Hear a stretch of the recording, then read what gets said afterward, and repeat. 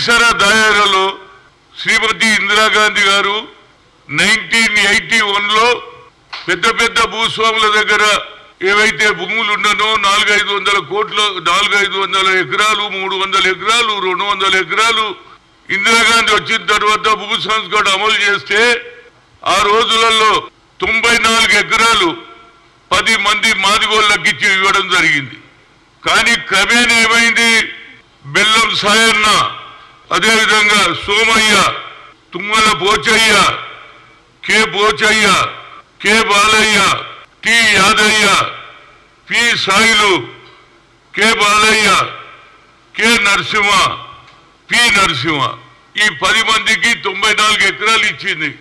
2003 దానికా వాళ్ళ పేర్లు ఉన్నాయి పానీలా.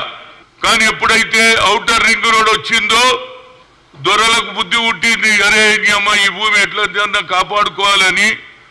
అందులో పోచయ్య అనేటైన 1985లో చనిపోయాడు. అదేవిధంగా పి నర్సయ్య 25/8/1988లో చనిపోయాడు. ఈ ఆసరా తీసుకున్నాడు. ఎప్పుడైతే ఔటర్ రింగ్ రోడ్ వస్తుందో ఔటర్ రింగ్ రోడ్కు 1 కిలోమీటర్లనే ఈ భూమి ఉన్నది. ఆ రోజులలో నీళ్లు లేవు, వ్యవసాయం చేసే ఛాన్స్ లేదు, డబ్బులు లేవు అని పడవ పడ్డా వాళ్ళు ఏదో గడ్డికో బిడ్డికో ఆవులకో మేకలకో పోసుకునేటట్టు ఉంటే రాగి కృష్ణారెడ్డి గారు, వాళ్ళ అన్న పేరు ఏంది రాగి దేవంతర్ రెడ్డి, ఆయన ఇలిటం పోయిండు ఎక్కడికి, వరంగల్లా. ఆయన కూడా ఎప్పుడు చనిపోయిండు, 1994లో చనిపోయిండు.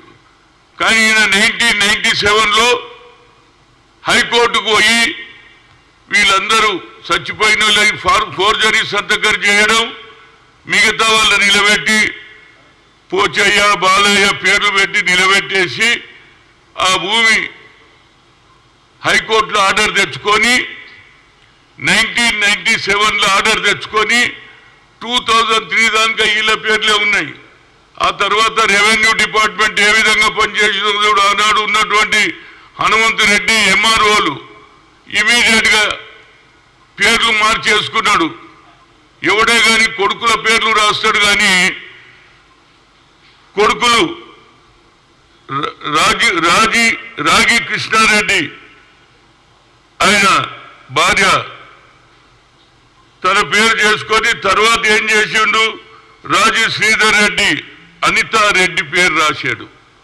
అదేవిధంగా రాగి శ్రీధర్ రెడ్డి రాజీ లింగారెడ్డి ఆయన పేరు అనసూయ, వాళ్ళిద్దరు ఆడోళ్ళ పేర్లు చేసుకున్నాడు.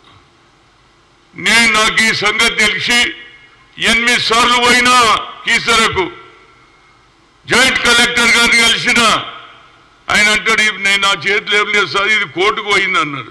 మరి మీరేం చేస్తున్నారు, 1993 దాకా ఉన్నటువంటి పానీల పేర్లు ఏ విధంగా రెవెన్యూ చేసినారో అది నా చేతులు ఏం లేదు సార్, కోర్టులో పోతుందని.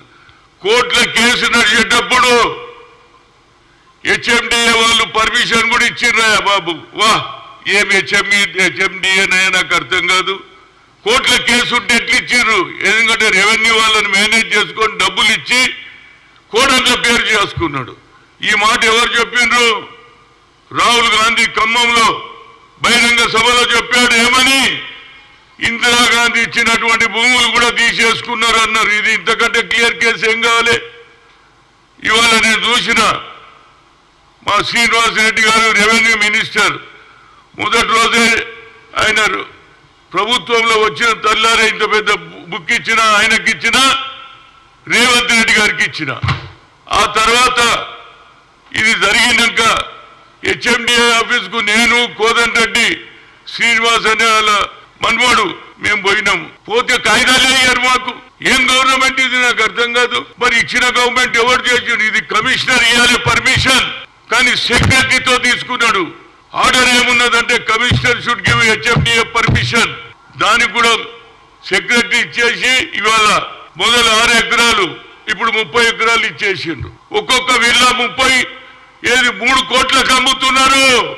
ఆ కుటుంబ సభ్యులు 120 మంది రోడ్ల మీద తిరుగుతున్నారు.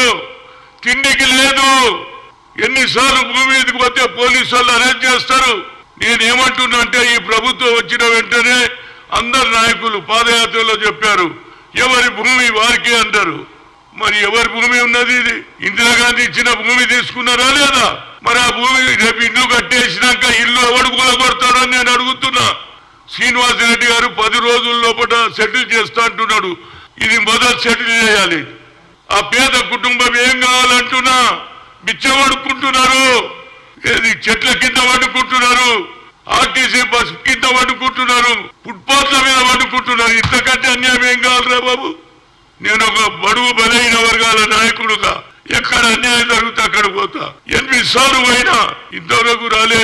మా ప్రభుత్వం వచ్చిన పాదయాత్రలు అందరూ చెప్పారు ఎవరి భూమి వారికే, ఎవరి భూమి వారికే.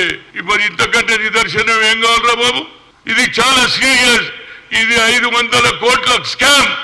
దీన్ని ఇమీడియట్ గా ఆ పేద ప్రజలకు న్యాయం జరగాలి. ఆ కుటుంబ సభ్యులు అందులో అన్న చనిపోతే ఎప్పుడు చనిపోయాడు వాళ్ళన్న 1994లో 97లో నువ్వు రావా కూర్చో సీను కూర్చో. నేను అనేది ఏంటంటే అన్న సంతకం కూడా ఫోర్జరీ చేసిండు అంటున్నా. అన్న ఎప్పుడు చచ్చిపోయిండు? 1994లో చనిపోతే 97లో దొంగ సంతకం పెట్టిండు. కేవలం రైతుల సంతకాలే కాదు అన్న సంతకం కూడా చేసిండు. అన్నకు పిల్లలు లేరు, దేవేందర్ రెడ్డి గారికి పిల్లలు లేరు. ఆయన ఈటం పోయిండు వరంగల్కు. ఆ భూమి కూడా ఈయన తీసుకున్నాడు. కోడన్ల పేరు చేసుకోడు. ఇంతకంటే పెద్ద స్కామ్ ఏంది అయ్యా బాబు? రోజు డిస్కషన్ అన్నారు. ఇప్పుడు లాస్ట్లో నాను ఆయన పేపర్లో చదివిన కోదన్ రెడ్డి కూడా వచ్చిండు ఎంబడి హెచ్ఎండి ఆఫీస్కు.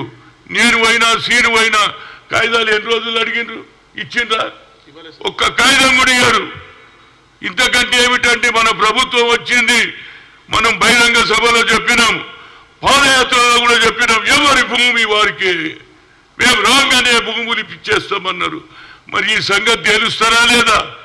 సాక్షాత్తు రాహుల్ గాంధీ చెప్పిండు इंदिरा गांधी दिए सो जमीन भी वापस ले लिए मल्ला దొరల పాలన వచ్చిందని అంటున్నా. మళ్ళా బడుగు బలైన వర్గాల పాలన రావాలంటే మొదలు కీసరా దయార్ది లెక్క చేయాలి. నేను అడుగుతున్నా ఆయన దగ్గరికి పోయినా నవీన్ మిట్టల్ దగ్గరికి. ఆయన ఎంతసేపటికి నేను ఆఖరి కోపం వచ్చి ఏమే 1981లో ఇందిరాగాంధీ ఇచ్చిందా లేదా? ఆఖరుకు పానీలో 2003 దానికా పేర్లు ఉన్నాయి.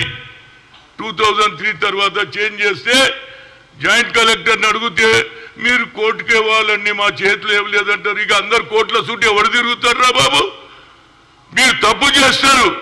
రెవెన్యూ డిపార్ట్మెంట్ వాడు హనుమంత్ రెడ్డి అనేటోడు ఆర్డీఓ కోట్ల రూపాయలు తీసుకొని ఇమీడియట్ గా కోర్టులో కేసు నడుస్తుంటే వాళ్ళకి పర్మిషన్ ఇచ్చిండ్రు. ఇంతకంటే ఆఫీసర్ మీద ఏమే యాక్షన్ తీసుకోవాలి? ఎంఆర్ఓ మీద ఎట్లా యాక్షన్ తీసుకోవాలి? ఇది రాగి దేవేందర్ రెడ్డి సర్టిఫికేట్ ఎవరు ఇచ్చిండ్రు? ఎంఆర్ఓ ఇచ్చిండు వరంగల్. ఏది ఏ ఊరు అది? బచ్చలపేట. వాళ్ళు ఇచ్చిండ్రు సర్టిఫికేట్. ఎప్పుడు చచ్చిపోయిండు? 94లో.